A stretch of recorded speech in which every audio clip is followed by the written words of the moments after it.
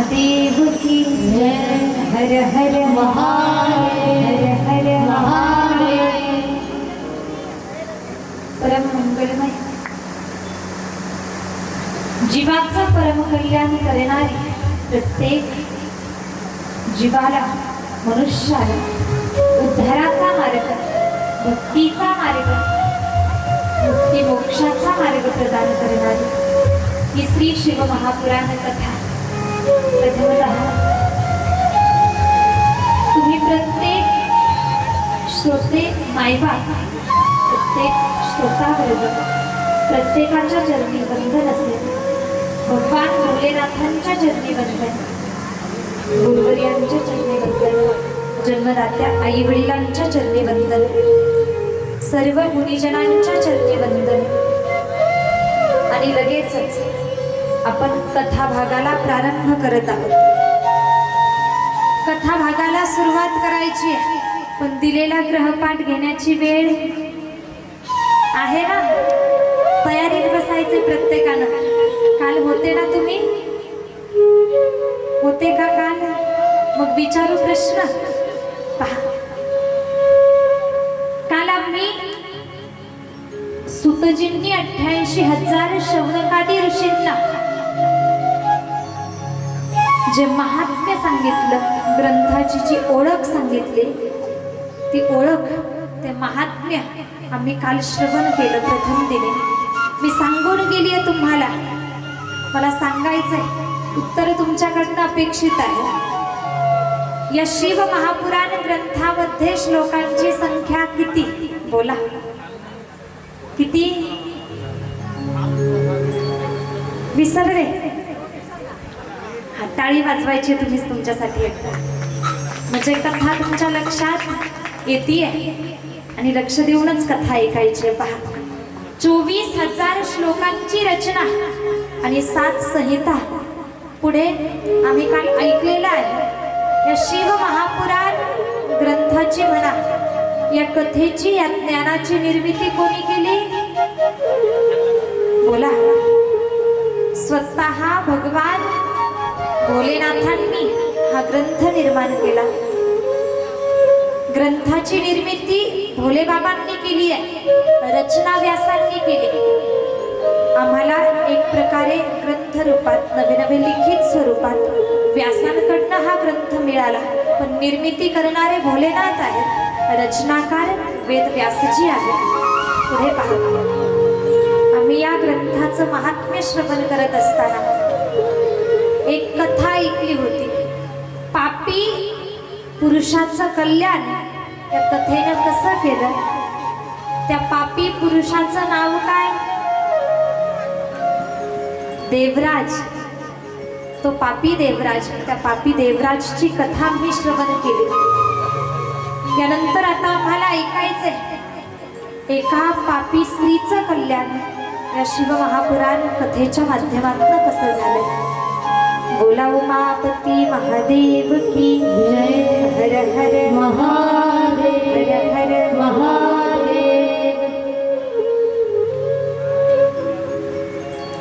एक पापी स्त्रीचं कल्याण या शिव महापुराण कथेनं कशा प्रकारे केलं तर सांगितलं गेलं, समुद्राच्या किनाऱ्यावरती, समुद्राच्या काठावरती एक बाष्कल नावाचं गाव, ज्या गावाचं वैशिष्ट्य म्हणा किंवा खूप गोड वर्णन येतंय।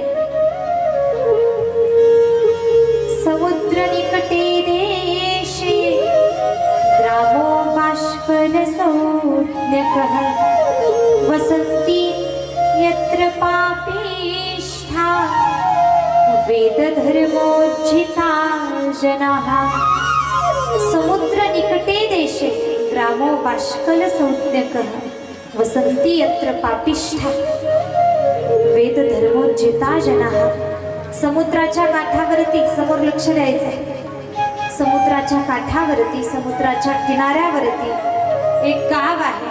त्या गावाचं नाव बाष्कल आणि त्या ठिकाणी वसंती यत्र पापिष्ठा, त्या ठिकाणी राहणारा प्रत्येक जण पापकर्म करणारा आहे।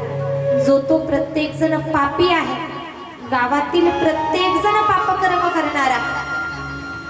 आणि अशा त्या गावामध्ये एक कुटुंब, दोघे पती पत्नी. पतीचं नाव सांगितलं बिंदू आणि पत्नीचं नाव सांगितलं गेलं चंचुला. माझं बोलणं व्यवस्थित कळतंय का? चंचुला आणि बिंदू दोघे पती पत्नी. मी सांगून गेली पूर्ण गाव पापाचरण करणार आहे आणि त्या गावातील हे दोघे पती पत्नी त्या ठिकाणी राहणारे. हे दोघे पती पत्नी सुद्धा पापकर्म करणारे. भयंकर पापकर्म यांनी करावं. चंचुला ही पापकर्म करणारी आणि बिंदूक सुद्धा पापकर्म करणारा आहे. एका दिवशी हा बिंदू काही कारणास्तव बाहेर गेला. शेतात, रानात, वनात गेल्यानंतर त्याला सर्पदंश झालाय. सापानं दंश केलाय. सर्पदंश झाला आणि जागीच गतप्राण होऊन गेला. मरणावस्था प्राप्त झाली. तो बिंदूक तर मरण पावला. ही चंचुला आता मात्र एकटी उरली. अगोदरच पापकर्म करणारी ही चंचुला व्याभिचारी स्त्री बनली आहे. व्याभिचार करू लागली. भयंकर पापकर्म केलं. नव्हे नव्हे या चंचुलेनं जेवढं काही अगोदरचं धन होतं, जेवढी काही संपत्ती होती, संपत्ती धन आहे तेवढ्यात मौज मजा चालू केली. आणि पहा, पैसा धन ही अशी गोष्ट आहे तेवढ्यात आम्ही नुसता खर्चच करत राहिलो तर टिकणार आहे का? बोला, पालोती नगरी बोलायचंय. नुसतं संपवत राहिलो, नुसतं खर्च करत राहिलो, कमवल्या नाहीच तर टिकू शकत नाही. धनामध्ये वारंवार भर घालत चालावी लागते.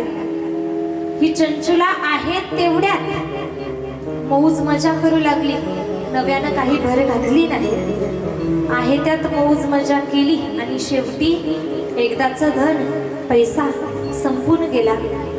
आता जशी काल आम्ही ऐकलं ना, देवराजची स्थिती काय झाली होती. 2 वेळच्या अन्नासाठी तो घरोघर गावोगाव फिरत होता. तीच स्थिती या चंचुलीची झाली. घरोघर गावोगाव फिरू लागली ही चंचुला. आणि पहा, पोटातली जी आग आहे, पोटातली जी भूक आहे, त्या भूकेला आमची परिस्थिती काय, काळ काय, वेळ काय, या असल्या गोष्टी कळत नाहीत. पोटातली भूक अन्नानंच भागवता येते, दुसऱ्या कशानंही भागवता येऊ शकत नाही. या पोटातल्या आगीला काही गोष्टी समजत नाहीत, कळत नाहीत. पहा, चंचुला गावोगाव घरोघर फिरतीये, पण 2 वेळचं अन्नही तिला मिळत नाही, पोटची भूक भागत नाही. आणि तिनं जाऊन पोहोचावं गोकर्ण या क्षेत्री. गोकर्ण क्षेत्री ती चंचुला जाऊन पोहोचली. त्या ठिकाणी तिनं पाहिलं समोर काहीतरी धर्मकार्य चालू आहे. काहीतरी धर्मकार्याचं नियोजन आहे, धर्मकार्य चालू आहे. आणि या वेळेला हिलाही वाटलं. तिनं 4-2 स्त्रिया पाहिल्या, ज्या स्त्रिया धर्मकार्याच्या दिशेनं जात होत्या. शिव महापुराण कथेचं आयोजन त्या ठिकाणी होतं. 4-2 स्त्रिया, हातामध्ये पूजेचं ताट होतं. त्या ताटात पूजेचं साहित्य होतच होतं, पण त्याच सोबत काही फळं सुद्धा होती, काही नैवेद्य सुद्धा होता. हिनं पाहिलं, या स्त्रिया मंदिराच्या दिशेनं जातात, कथा मंडपाच्या दिशेनं जातात. हातात पूजेचं ताट आहे, त्यामध्ये नैवेद्य दिसतोय आणि खूप फळं दिसत आहेत. आपण यांचा पाठलाग करू आणि तो नैवेद्य, ती फळं आपण चोरून घेऊन खाऊ, आपली भूक भागेल विचार करून चंचुला निघाली. त्या स्त्रियांच्या पाठोपाठ निघाली. त्या स्त्रिया जाऊन कथा मंडपामध्ये बसल्या. त्या स्त्रिया जाऊन कथा मंडपामध्ये बसल्या, कथा श्रवण करू लागल्या. या चंचुलीचं निश्चित काहीतरी पुण्य असेल. पहा, काहीतरी चांगलं कर्म. ती चंचुला सुद्धा जाऊन कथा मंडपामध्ये बसली, त्या स्त्रियांच्या मागोमाग जाऊन बसली आणि कथा श्रवण करू लागली. कालही सांगून गेले मी तुम्हाला, ही कथा आम्हाला भाग्यानं मिळते, कुणालाही कथा प्राप्त होत नाही. आणि आजही सांगेल, कथा ऐकण्यासाठी पुण्य लागतं, पुण्याशिवाय ही कथा नाही आहे. पहा, चंचुला कथा मंडपामध्ये जाऊन बसली. या ठिकाणी आम्ही येतो, एक गोड वाक्य तुमच्या समोर मांडते. सपने तो सभी सजाते हैं, सपने तो सभी सजाते हैं, लेकिन टूट जाते हैं. इस कथा मंडप में वही आते हैं जिन्हें मेरे भोलेनाथ बुलाते हैं, जिन्हें मेरे भोलेनाथ बुलाते हैं. समजून घ्यायचं, आम्ही इथे येऊन बसलोत ना, ही भोलेनाथांची इच्छा आहे. आणि कुठेतरी त्या चंचुलेवरती आता भोलेनाथांच्या कृपेचा वर्षाव होणार होता. कसा? ती चंचुला जाऊन कथा मंडपामध्ये बसली, कथा ऐकायला सुरुवात केली. कथाकारांनी विषय मांडावा, तळमळीनं सांगत होते, बाबांनो, जीवनामध्ये आलाय, मनुष्य देह तुम्हाला प्राप्त झालाय, या मनुष्य देहाचं सार्थक करा. हा देह प्राप्त झालाय ना, तुम्ही मुखानं भगवंताचं नाम घ्या. देवी दिला देहा, देवी दिला देहा, देवी दिला देहा, भजना हो माता. देवी दिला देहा, देवी दिला देहा, देवी दिला देहा, भजना हो माता. देवी दिला देहा, देवी दिला देहा, देवी दिला देहा, भजना हो माता. देवी दिला देहा, हो दिला देहा, देवी दिला देहा, भजना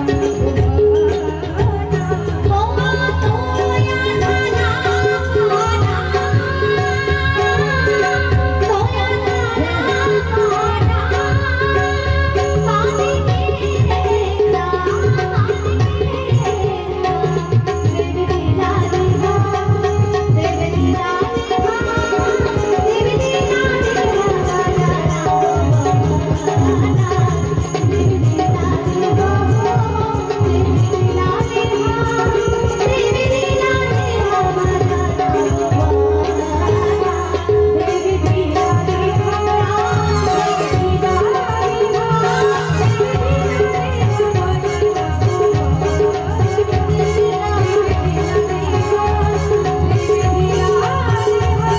देवी दिला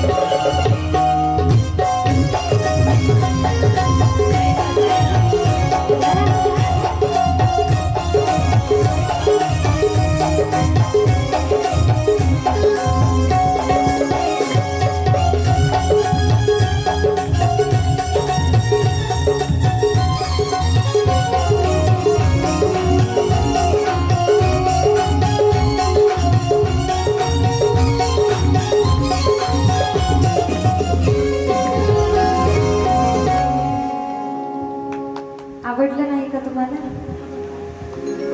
टाळी वाजवायला पैसे लागतात का? जेव्हा जेव्हा काहीतरी चांगलं होईल टाळी वाजवायची. हे लेकरू लहान आहे पण किती गोड गायलंय. देवे दिला देह भजना कोमटा, तोया झाला फाटा पाधिकेचा. भगवंतानं आम्हाला देह दिला कशासाठी? भजनासाठी. भक्ती करण्यासाठी, भगवंताचं नामचिंतन करण्यासाठी मुख, हात ताळी वाजवण्यासाठी, पाय तीर्थयात्रा करण्यासाठी जे काही दिलंय त्यातनं प्रत्येक दृष्टीनं आम्हाला भक्ती साधता येते. कथाकार सांगत होते, पहा बाबांनो, जीवनामध्ये अनमोल किमतीचा देह तुम्हाला भगवंताच्या कृपेनं दिलाय, मिळालाय. या देहाचं सार्थक करा, भक्ती साधा, परमार्थ करा आणि नव्हे नव्हे याही पुढे जाऊ. कथाकारांनी सांगावं, बाबांनो, देह चांगला मिळाला मग तो चांगलं कर्म करण्यामध्ये त्या देहाचा वापर करा, चांगलं कर्म जीवनामध्ये करा. का ओ पापी मन तेरे भजन बाद में प्यार पछताएगा जब तेरे से बंसी निकल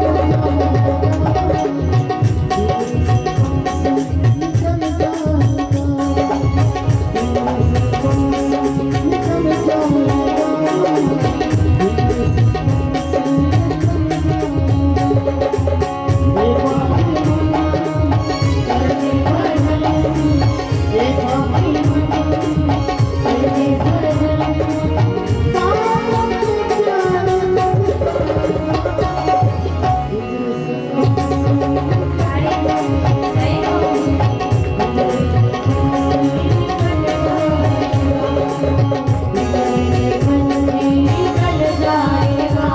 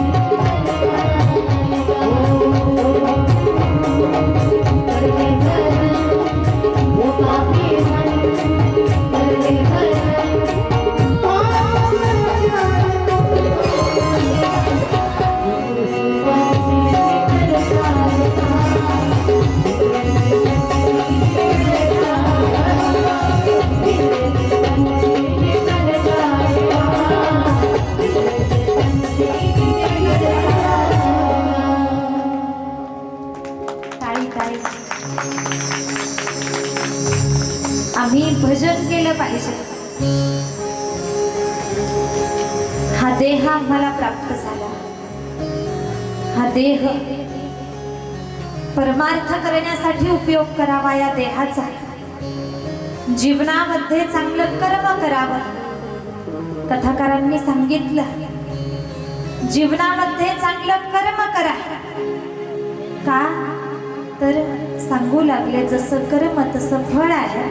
आम्ही जसं जगी जीवनाची तारा, जगी जीवनाची तारा, घ्यावी जाणून सत्वारा. जैसे ज्याचे कर्मा तैसे फळ देतो रे. जैसे ज्याचे कर्मा तैसे फळ देतो रे. जैसे ज्याचे कर्मा तैसे फळ देतो रे. जैसे ज्याचे कर्मा तैसे फळ देतो रे. जैसे ज्याचे कर्मा तैसे फळ देतो रे. क्षणिक सुख जाती जगला, कोणी होत नाही ते जगला.